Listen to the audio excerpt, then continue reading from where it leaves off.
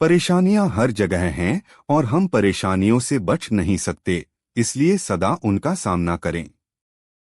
गौतम बुद्ध कौशाम्बी नगर में रह रहे थे। वहां की रानी गौतम बुद्ध का अलग अलग तरीकों से अपमान करती थी।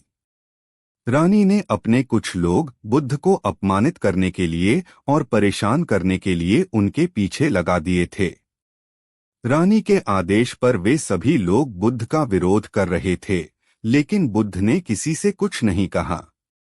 उस समय बुद्ध के साथ उनका एक शिष्य भी था, उसका नाम था आनंद।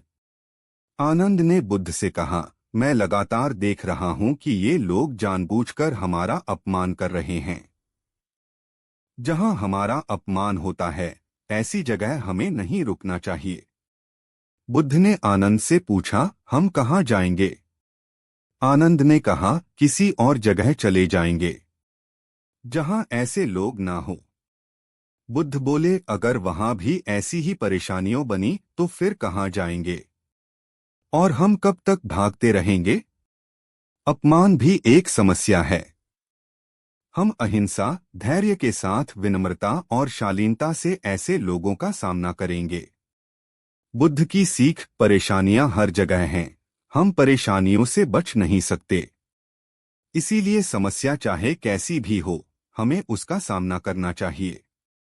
किसी व्यक्ति के लिए पहले से ही कोई राय न बनाएं। गौतम बुद्ध का एक खास शिष्य धम्माराम आश्रम में अपना काम करता और काम पूरा होने के बाद वह एकांत में चला जाता था। वह किसी से ज्यादा बातचीत भी नहीं करता था। जब धम्माराम एकांत में ज्यादा रहने लगा तो अन्य शिष्यों को लगा कि इसे घमंड हो गया है। शिष्यों ने बुद्ध से धम्माराम की शिकायतें करनी शुरू कर दी।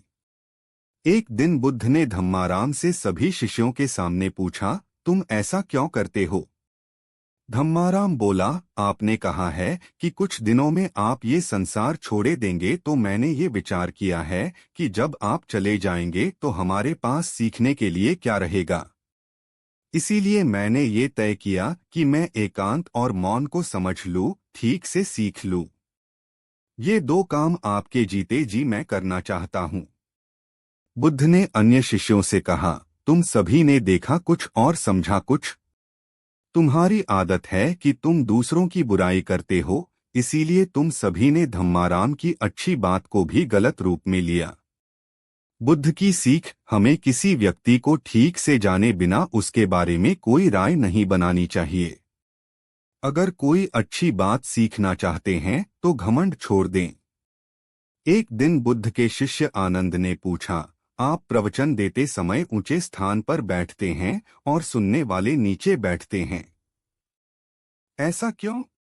बुद्ध ने आनंद से कहा, एक बात बताओ, क्या तुमने कभी किसी झरने से पानी पिया है? आनंद बोला, हाँ, मैंने झरने से पानी पिया है। बुद्ध ने पूछा, तुमने पानी कैसे पिया? आनंद ने कहा, झरना ऊपर से बह रहा था, मैं झरने के नीचे खड़ा हो गया और पानी पी लिया। बुद्ध बोले, अगर झरने से पानी पीना है तो नीचे ही खड़े होना पड़ेगा। जो सत्संग, कथा या प्रवचन होता है, उसमें कहने वाला ऊपर बैठता है। उस कथा का संदेश ग्रहण करना है तो सुनने वाले को नीचे ही बैठना होगा। नीचे बैठने से हमारे स्वभाव में विनम्रता आती है, हमें अच्छी बातों को जीवन में उतारने की प्रेरणा मिलती है। ऐसा करने से हमारा घमंड दूर होता है।